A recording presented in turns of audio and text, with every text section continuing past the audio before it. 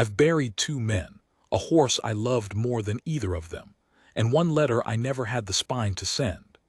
None of that taught me what a single winter taught me, that a man can be alive and finished at the same time, walking and breathing and dead behind the eyes, and that it can take a stranger half-froze on your doorstep to remind him which one he is.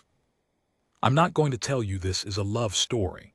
It is, but if I lead with that you'll picture the wrong things: soft light, a fiddle, somebody running across a meadow.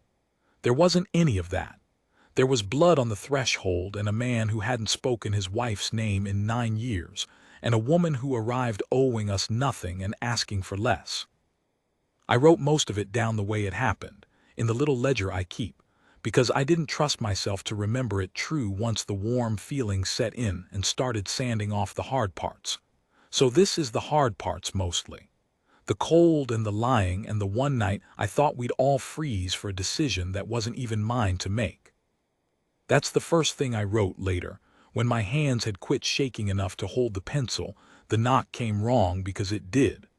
A proper knock has knuckles in it, a rhythm, a person on the other side deciding to be heard. This was a slump and a slide, the sound a sack of grain makes falling off a wagon, and then a long scrape down the door low, like something settling against the bottom of it to die. A sow was up before I'd got my boots. He moved fast for a man his size, fast for a man who hadn't moved fast at anything in the 6 weeks I'd been wintering with him. He didn't reach for the rifle over the door, which I noticed because I was already reaching for mine. He just stood there a half-second with his hand flat on the wood, head cocked, the way you'd listen to a horse's chest, and then he opened it. The storm came in first. It always does, that shove of cold that hits you in the teeth, and the snow that comes sideways and finds the back of your neck no matter how you're standing. And in the middle of all that white noise, folded against the doorframe with her legs gone out from under her, was a woman. I want to be careful here. There's a way men tell this kind of story where the woman is more weather than person, just another thing the night blew in, and I've heard it told that way and it makes my skin crawl now. So let me say it plain. She was a person, fully herself, even half-conscious and bleeding into the snow. You could see it in how she held her own arm, cradled, deliberate, protecting a wound she'd already assessed and decided she could survive. Even falling, she was deciding things. I didn't understand that yet. I understood it by spring. Asad got an arm under her and brought her in like she weighed nothing, and the door slammed on the storm, and the cabin went quiet except for the fire and her breathing, which was the loud, deliberate breathing of someone counting their own breaths to stay ahead of the pain. Wheeze, Asad's voice flat. Water, the clean rags from the second shelf, move. I moved. Here's what you need to know about Asad Crane, and I'm going to give it to you the way it came to me, in pieces, because that's how I earned it. I came to him in November because my brother had a debt and Asad was owed it, and the arrangement was that I'd work it off over the winter, trapping, hauling wood, mending what 9 years of a man not caring had let fall apart. I expected a hard old hermit. I got something stranger. Asad wasn't hard. Hard things have a shape. You can lean on them, work against them. Asad was hollowed. He did everything a living man does and none of it reached him. He'd make a good meal and not taste it. He'd watch the most ferocious sunset I ever saw light up the whole eastern range, and his face wouldn't change by a hair.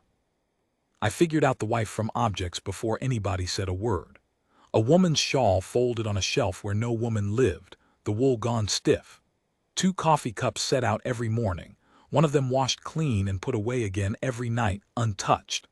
A child's whittled horse on the mantel with one ear broke off, set where he'd see it from his chair, and I came to understand where he made himself see it, the way you press on a bruise to make sure it's still there. I asked once early who they'd been. He looked at me the way you'd look at a boy who'd reached for the wrong end of an axe, not angry, just wanting me to put it down. That's not yours to carry, he said, and I didn't carry it.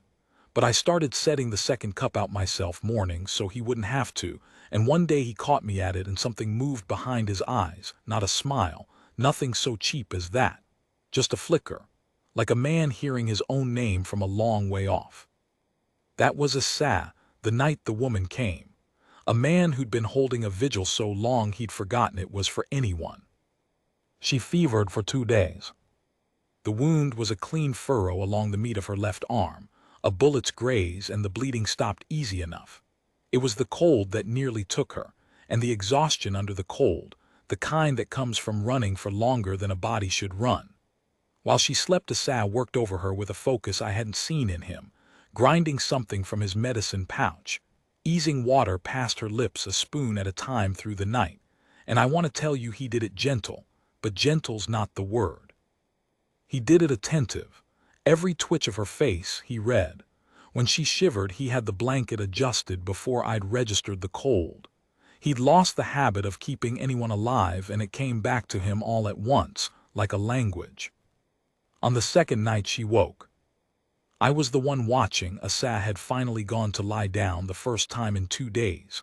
Her eyes opened and they were clear, no fever fog in them, and they went to the door first, then to the window, then to me, and then fast to the rifle on the wall, calculating the distance, and I understood that she'd woken doing arithmetic. How far to the weapon? How far to the door? Which of us she'd have to get past? Easy, I said stupidly, the thing you say to a spooked horse, and was ashamed of it the second it left me. She didn't answer.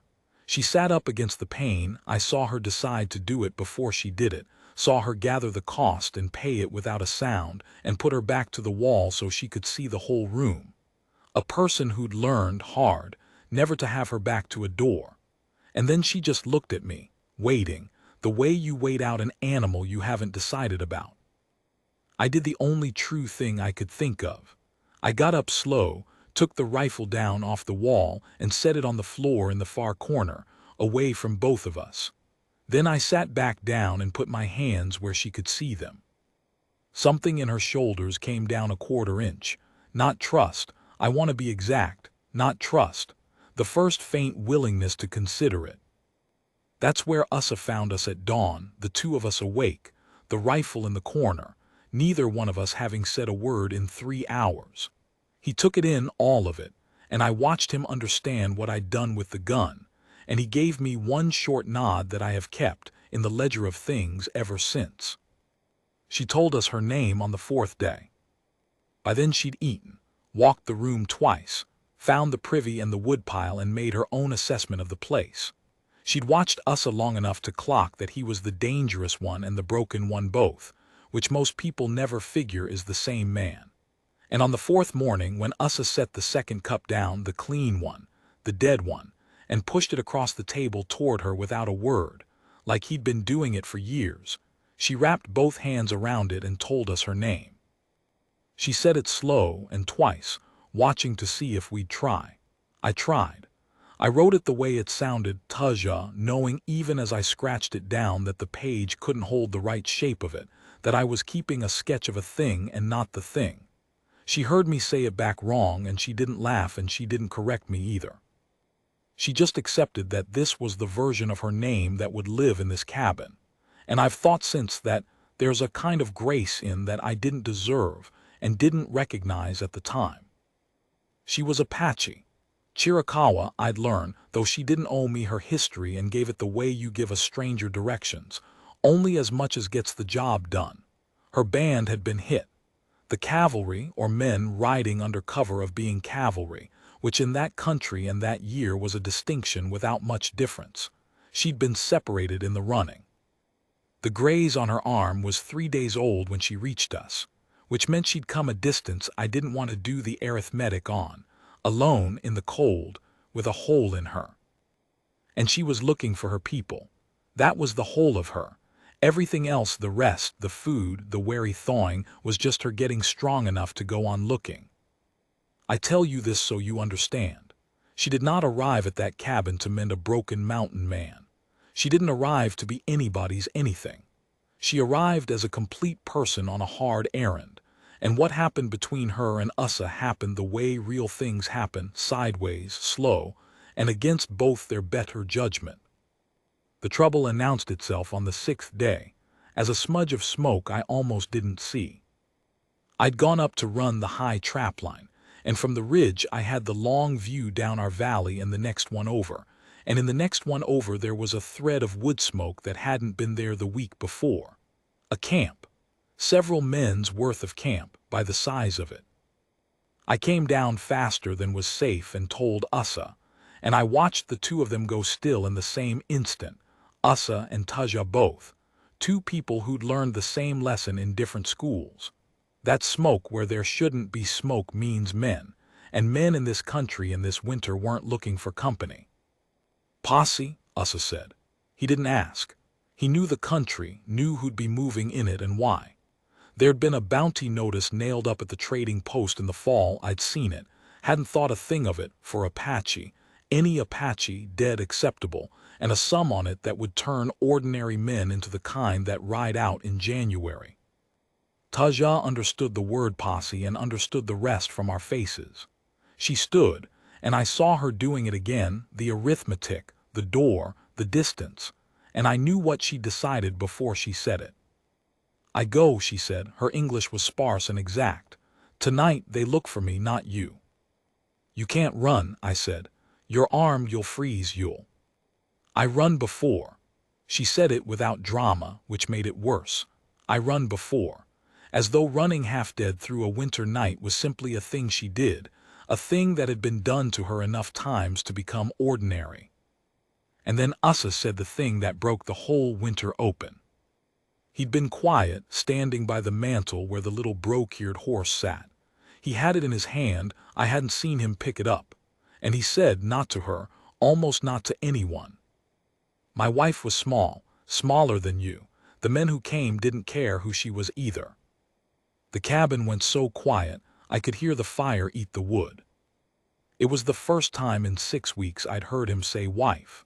The first time, I'd learned later, in 9 years he'd said it out loud to a living soul, and he wasn't saying it for sympathy. He was saying it the way you lay a card down. He was telling her, telling both of us, that he knew exactly what rode in that next valley, because it had ridden into his life once before and taken everything, and he'd spent 9 years being dead about it, and he had just, in this moment, decided he was done being dead. You're not going tonight, he said. And now he did look at her full on, the first time I'd seen him meet anyone's eyes straight in all the weeks I'd known him. Not to freeze for men who'd shoot you for the bounty either way. If you go strong in the spring with a horse and a chance. Not like this. She looked at him a long, long while, reading him, and whatever she read, it was true enough that she sat back down. I heard the horses before the dogs was dove, if we'd had dogs. 4 of them, by the gate, coming up the valley track in the blue hour before true dawn, unhurried, which was the part that scared me most. Hurried men you can sometimes wait out. Unhurried men have already decided they have all the time in the world and the law on their side, and these did. I learned their names later, and I'm not going to use them. The man who led them was the kind who'd have been respectable in a town, a deputy's tin star, even pinned crooked, and that's the kind you fear, the kind whose cruelty comes with paperwork. Ussa had us ready. He'd had us ready for 8 days, which is its own kind of story, 8 days of a man who'd forgotten how to plan anything past supper, suddenly thinking in moves and counter-moves, walking the cabin sutlans, working out where a person could be that 4 searching men wouldn't find. He'd built it into the root cellar, a false back to the shelving, narrow, cold, but invisible unless you knew to pull. He'd done it with the same attentiveness he'd nursed her with. I think building it gave him something. I think for 8 days Ussa Crane was more alive than he'd been in 9 years, and the terrible thing, the thing I've never squared, is that it took the threat of losing somebody to do it. When the horses came, Taja went into the cellar without a word, but she stopped at the hatch, half down, and looked back up at Ussa, and what passed between them then I didn't have any business seeing, and I've kept it private all these years, and I'll keep it private now. It was enough. It was a lot. Then she was gone into the dark under the floor, and Asas set the rug back, and put his coffee cups out, both of them, the dead one too, and sat down like a man who'd been sitting there alone all winter, which up until recently he had been. The knock, when it came, was all knuckles. confident, the knock of a man who's never once in his life been the one half froze on somebody's threshold. I'm going to tell the next part fast, because that's how it felt, even though it took the better part of an hour. They came in out of the cold, and Asa let them, 4 men, and the smell of them, horse and tobacco, and the particular sourness of men who have been riding to do something ugly and are looking forward to it. The leader did the talking. There was an Apache woman loose in the country, he said. Wounded. Worth money. Tracks had come this way before the last snow buried them. Had we seen anything? And Asa Crane lied. I'd never heard him lie. I'd heard him not speak, which he was a master at, but I'd never heard him put a false thing into the world on purpose, and I sat there with my heart going like a trapped bird and watched him do it as smooth as anything. Yes, he'd seen sign, days back, heading north and east, up toward the pass, a single set of tracks, dragging like the person was hurt. He gave them a direction. He gave them a story with just enough true detail hung on it to bear weight.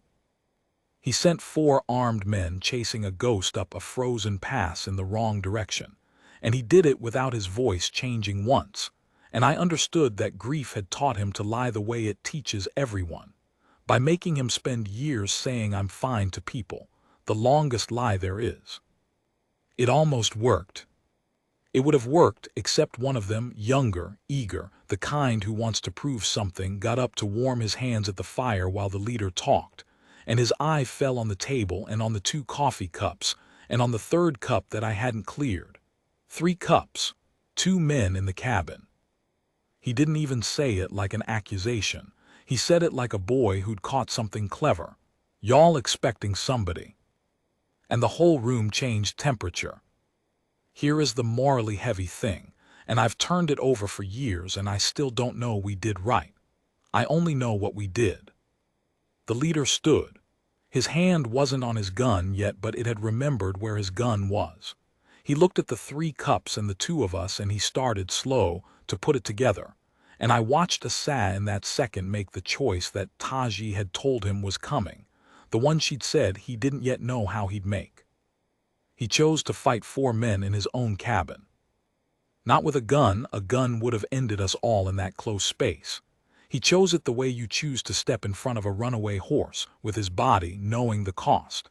He picked up the dead cup, his wife's cup, the one he'd washed clean every night for 9 years, and he set it deliberately in front of the empty 3rd place, and he said in a voice gone strange and quiet, 3 cups, 1 for me, 1 for the boy. And 1 I set out every morning for my wife, who's been dead 9 years this March.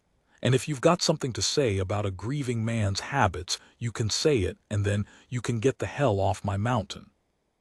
It was true. That's what made it work. Every word of it was true. The cup was for his dead wife. He had set it out every morning for 9 years, and he wielded the truth like the lie it had to be in that moment.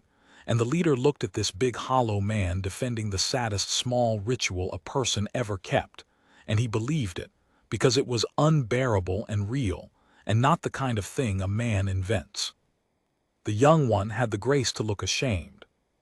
They left within the hour, up toward the pass, the wrong way.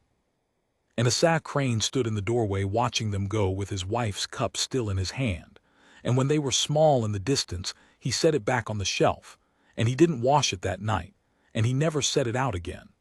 I noticed the next morning when the table had 2 cups and a 3rd place where a living person sat down and wrapped her hands around a cup that wasn't the dead one anymore.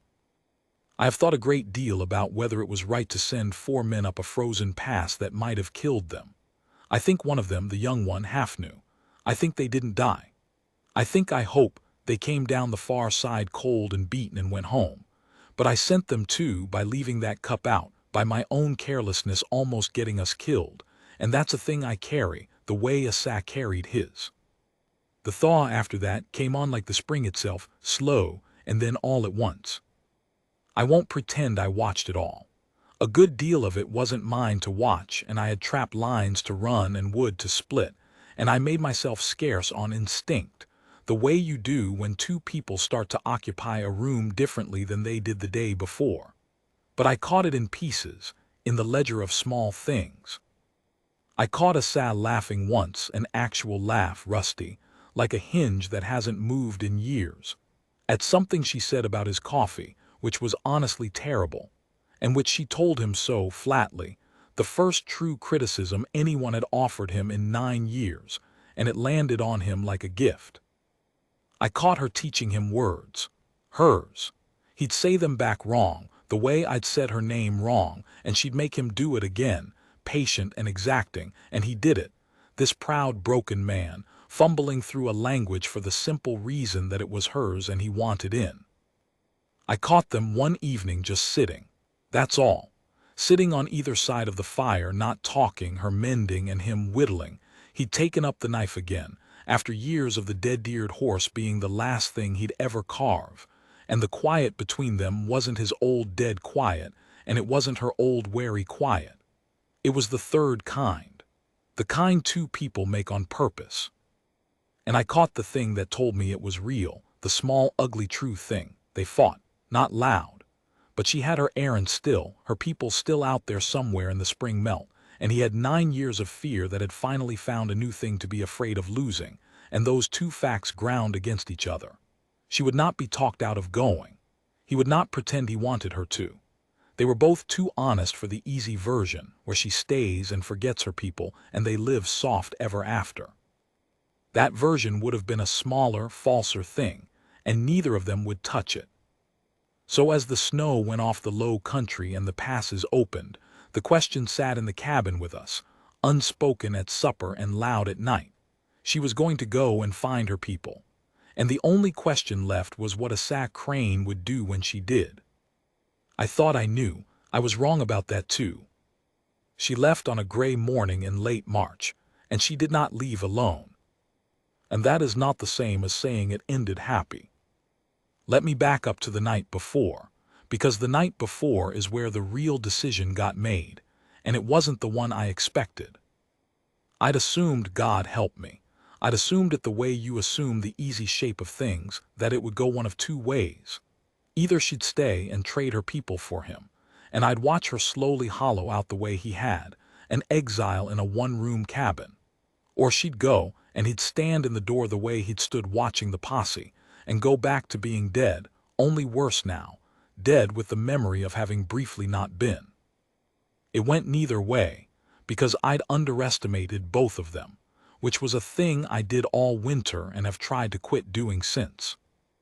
That last night she told us her plan, and it was hers, fully hers, made by a woman who'd never once in this story been anything other than the author of her own movements. She knew where her people would have run to. A place south, a place she would not name in front of me, and I didn't ask. The melt had opened the way. She was going in the spring strong with a horse, exactly as Asa had said she should all those weeks ago when he'd talked her out of dying in the snow. He'd given her the thing he'd asked her to wait for, and now she was using it to leave him, and the awful symmetry of that wasn't lost on either of them. And then she looked at Asa and she said, and I wrote this down, it's the last clear thing in the ledger before the writing gets shaky, she said. You can stay here and keep your dead, or you can come and find the living with me. I will not choose for you. I am done being a reason men decide things. Decide for yourself. It was the kindest cruel thing I ever heard. She wouldn't let him make her his new vigil. She wouldn't be the next cup on the shelf. If he came as a man choosing to be alive in the world, riding toward danger and uncertainty, and a people who'd have every reason to mistrust him. Not as a man clinging to one more thing so he wouldn't have to feel the old loss. She made him choose the hard, alive thing, or nothing. Asa Crane sat with that the whole night. I know because I was awake too, and I heard him not sleeping, that particular stillness of a man doing the largest arithmetic of his life. In the morning, he saddled 2 horses. He didn't make a speech about it. Asa never made a speech about anything. He just saddled 2 horses, and he packed the cabin down to what mattered, and at the last he stood a moment in front of the mantel, where the little broke-eared horse sat in the dust mark of where the coffee cup used to be. I thought he'd take it, the horse, the last thing his hands had made before grief took his hands away. I'd have bet the year's wages he'd take it. He left it. He set his palm flat over it for a second, that same gesture, the one he'd used on the door the night she came, the way you'd feel a chest for a heartbeat. And then he took his hand away and left the little horse where it was, in the cabin he was giving up, and I understood that he wasn't abandoning his wife and child. He was finally letting them be dead, which is a different and harder and more loving thing than keeping them unburied on a shelf for 9 years. He was leaving them somewhere safe and going to live. They'd have wanted that. The dead always want that, and the living almost never believe it. He turned to me at the door. "The cabin's yours," he said, "dead square, more than square." And then, because he was a sa and couldn't leave a true thing unsaid once he'd started saying true things again, "You set that cup out for me that first morning. I never told you what it did to come down and see you done it. Reckon it started this. Reckon you started this, wheeze." I didn't have anything to say to that. I still don't. I just shook his hand, and he held it a beat longer than men do. They rode out south, the two of them, into a spring and a country and a future I couldn't see the shape of. And I'll be honest with you about what I don't know, because I won't tidy this up at the end the way the easy stories do. I don't know if they made it. South was hard, and the year was hard, and a white man riding with an Apache woman toward an Apache band in that time was a thing with 100 ways to end badly and only a few to end well. I don't know if her people took him in or took him for an enemy. I don't know if they had years together or weeks. I never got a letter. Neither of them could have sent one I'd have received, the way things were. What I know is what I saw, which was two people choosing with their eyes open, the alive and frightening thing over the safe and dead one. What I know is that a man who'd been finished for 9 years got up off the floor of his own grief and walked back into the world because a woman refused to be his reason and made him find his own. What I know is that she rode out exactly as she'd ridden in, entirely herself, on her own errand, owing nobody anything. And she let a man come along not because she needed him, but because she decided she wanted him, which is the only good reason there is. I stayed on at the cabin, still here, matter of fact, all these years later, an old man now myself, writing this in the same ledger by the same fire. I set 2 cups out mornings. Habit I caught from him, I suppose, though I tell myself it's different. One for me. One in case somebody comes up the valley half froze and needs a place. Somebody always eventually does. That's the thing about a door, it only matters because of who might be on the wrong side of it. The little horse with the broke ear is still on the mantle. I dust it. I leave it. And when the snow comes hard sideways some nights, and the fire's the only honest light in the room, I think about a knock that came wrong, and a rifle I set down in the corner, and a man who said his wife's name out loud at last, and a woman whose name I still can't spell right after all this time.